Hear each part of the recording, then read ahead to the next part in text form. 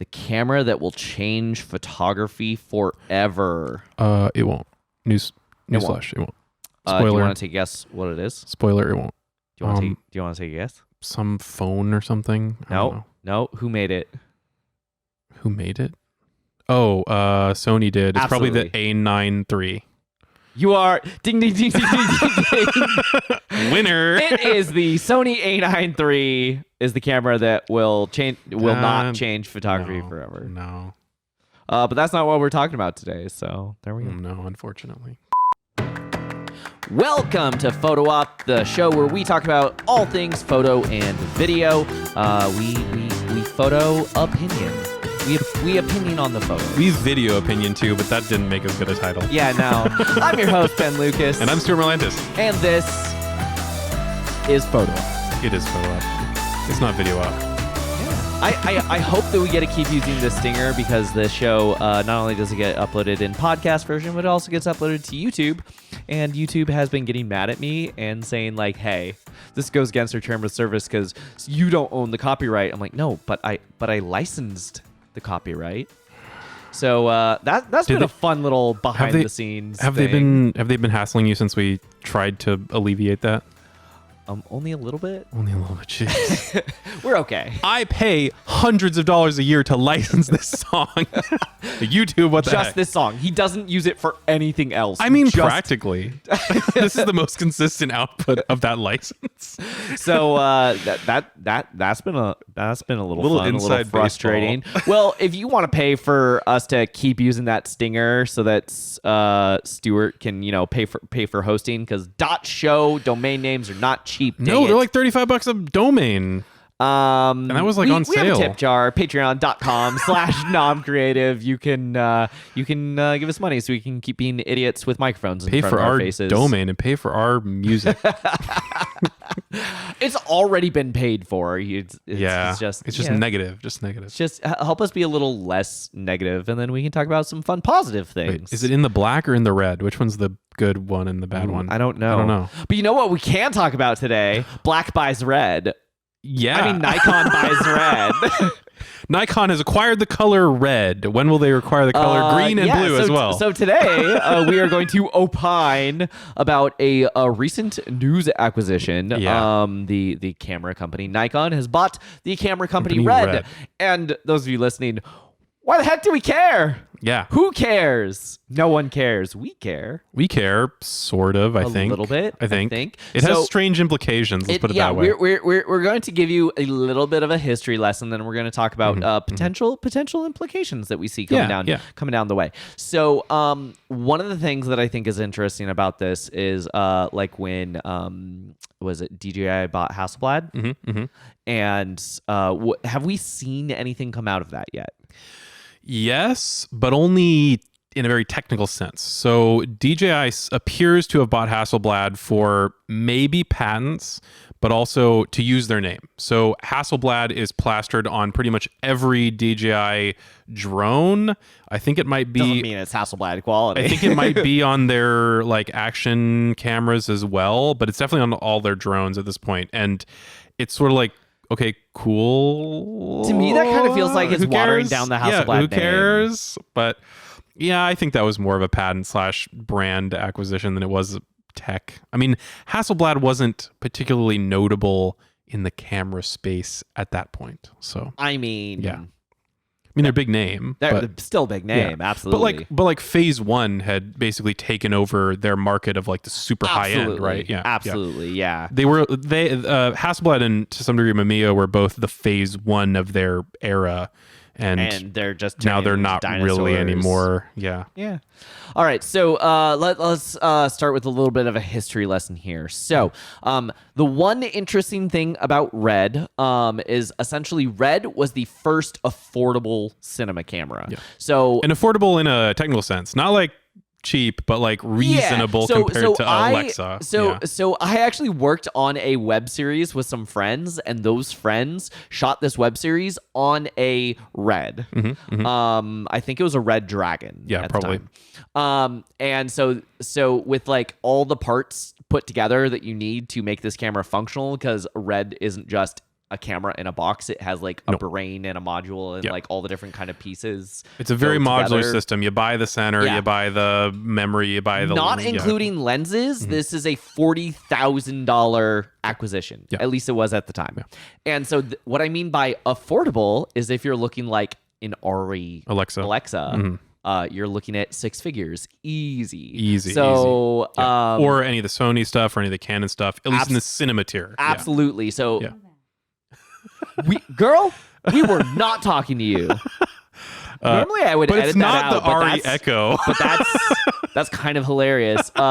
If you didn't hear that over our microphones, my speaker is talking back to me, and I don't like it. We said the A word, and we can't say that anymore. Big mistake. Anyway. But yeah, cinema cameras, really expensive. Red cinema cameras, comparatively a lot less expensive. Comparatively more affordable to the point where like I was able to shoot a very silly web series on a Red Dragon, and it was dope.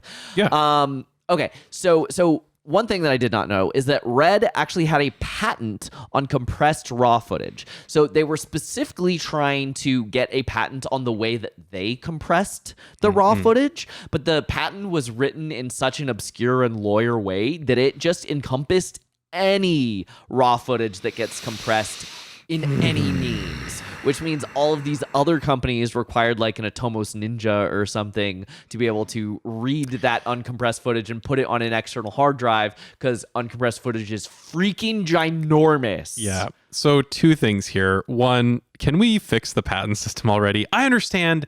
Look, I'm not going to be a full patent hater and say it's impossible.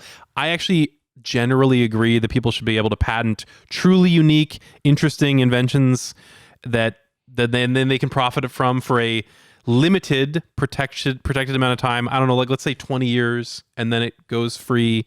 Can we just do that and stop this whole like insane system where you like refine it and you extend it and you do all this, and it's even worse with trademarks. Don't even get me started with that. But can we fix the patent system? Stuff is too broad, it's too widely applicable, and then we have situations like this where somebody intentionally or otherwise patents such a basic technology. Can you imagine if like somebody patented like raw imagery in a camera and everybody else had to have an external recorder that plugged in so they could record their raw stills? That's exactly what's happening. What this is. That is what it is. So uncompressed raw, depending on like your camera settings, your bit rate, et cetera, you essentially like 2 minutes of uncompressed can be like half a terabyte or more. Yeah.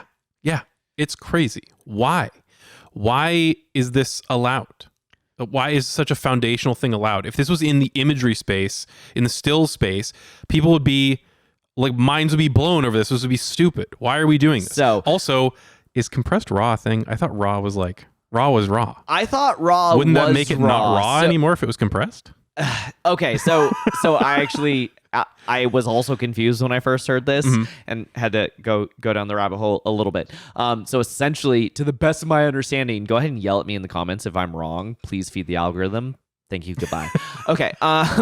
So essentially, compressed raw is like, let's compress all of the things about the footage, kind of like take your iPhone putting an image instead of .jpeg, like what is it, HVEC, HEC, whatever the Apple HEVC, it's high efficiency video codec. Whatever that compression codec is. They're like, so it's kind of like, how lossy do you want it? Of like, we have a version that's not very lossy versus a version that's a little more lossy. So you still retain the ability to like lift shadows, and add contrast and like change your white balance and all of the important like color grading things that you would want raw for, while it like not taking a whole terabyte. So it's potentially like lossy compression, but not too lossy. Yeah, exactly. Okay. So they kind of retains like the important bits of why you would shoot in raw without it be taking up your whole life and your whole computer. Fair enough. Okay, so Nikon said, hey, this is stupid. Because it is. I agree with Nikon. And you shouldn't have a patent on this. So they sued Red in 2022. Cool. It went so under the radar. I did not know this happened until I started researching this episode. In 2023, they dropped the suit. No explanation. Why? Why would they do that? This month, they announced they have purchased Red, including all of their subsidiaries and patents. So now, instead of fighting the patent, now Nikon owns the patent. So Nikon, this is your big moment. If you truly believe that that patent is Release it to the world. Release it, right? Right? If you truly believe. But my suspicion is Nikon's going to be like, cool, let's license this out. Because it sounds like Sony's been killing it in video. Yeah. Canon has all their cinema cameras that are yeah. killing it in video. Nikon, I don't think I've ever talked to a Nikon user who's been happy with video performance. Well, and Nikon straight up doesn't have a cinema product line. Canon, Sony, they have cinema product lines, entire product lines. Nikon does not. Yeah. They are actually way more diversified than people expect. Like, they're into imagery in general. They have a lot of patents because they're a very old company. So people are like, oh, Nikon is dead because people don't buy their DSLRs as much anymore. They are a weirdly huge and super varied company. They make money in a lot of weird ways. DSLRs are a very small portion of what Nikon does, even though it's the only thing that we know them for. Exactly. So like it seems like they came out of left field buying Red, but they are a surprisingly powerful company, just very quiet about it. Nikon products include cameras, camera lenses, binoculars, microscopes, ophthalmic lenses. Yeah, I have no idea. Whatever. Measuring instruments, rifle scopes, spotting scopes, anything related to semiconductor fabrication, as well as steppers. And that's big money. Used in photolithography. Yeah. And other manufacturing sensors. So they got some stuff, and they got some like hefty big amount money of stuff things under their belt. I mean, for sure. Dark Horse, their binoculars are really good. I'm just saying. Yeah. I have personal experience with multiple Nikon binoculars. They're fantastic. Like, definitely get them.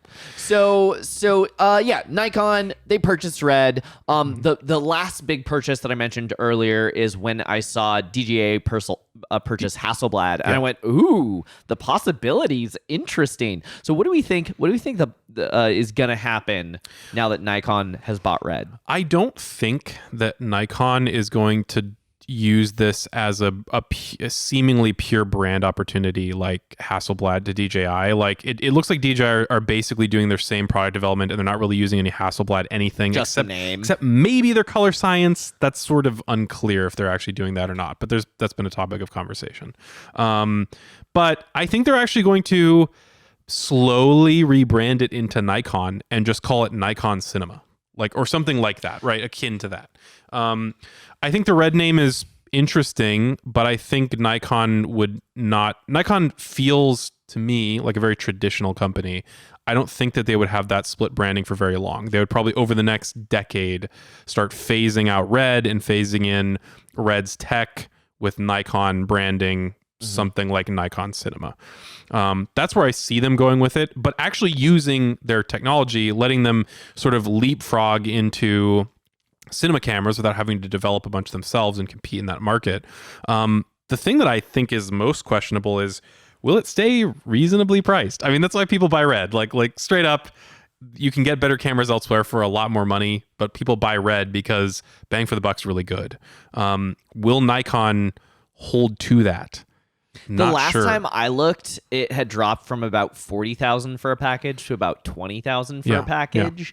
And honestly, okay, this sounds absolutely insane because the most asked question I get is like, I have $300 for a camera. What camera should I buy? And my answer is save another $200. You're not getting anything of like I know that the listeners to my show do not have a spare 20 grand sitting around.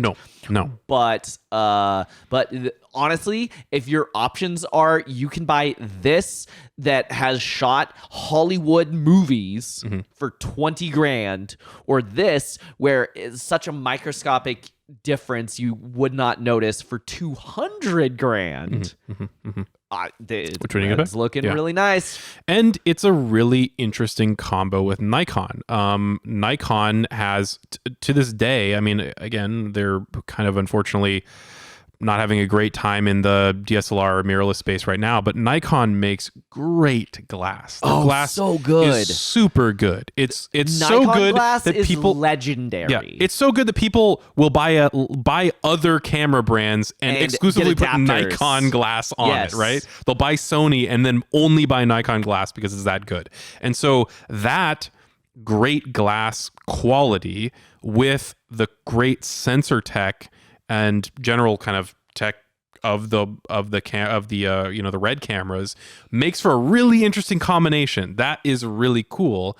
That's an interesting package for them to sell of like, this is the whole thing.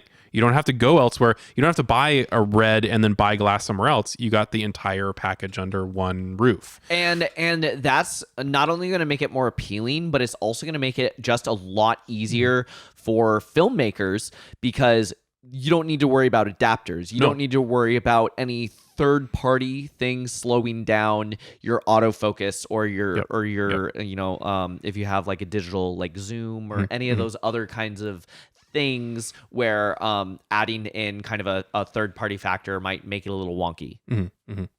Yeah, and they might get the ultimate trifecta. So Nikon is not, has not hidden it terribly well that they use a lot of Sony sensor tech in some of their cameras. And how interesting would it be if a like Red camera body had a Sony sensor and Nikon glass? That would be really interesting. I mean, at what point what is Red contributing to that party? Yeah, exactly right. Yeah. I don't know, name recognition until it's slowly phased out. I don't know. But to my knowledge, Red develops their own sensors, but maybe they won't in the future. I don't know. But you're absolutely right. Like, right? Nikon, they could Nikon totally buys a lot of sensors from Sony. Yeah. They could totally kind of ship of Theseus this away into just more name recognition for Nikon. And I see that over the long term. I see Red kind of just going away and Nikon just using this to get a leap into the industry and slowly phasing them out. I hesitate to say hardcore, but I'm a Canon user, and I do not see myself switching at any point in the near future, just because the cost of switching versus the benefit I would get from it is negligible. Like, I can do my job, I can make good enough, I can do all the things I need to do with what I have. If everything burned down and insurance wrote me a check and said buy all new equipment, I might not buy Canon again. I would probably go. I've been telling people like Sony's killing it. I'd probably go Sony right now.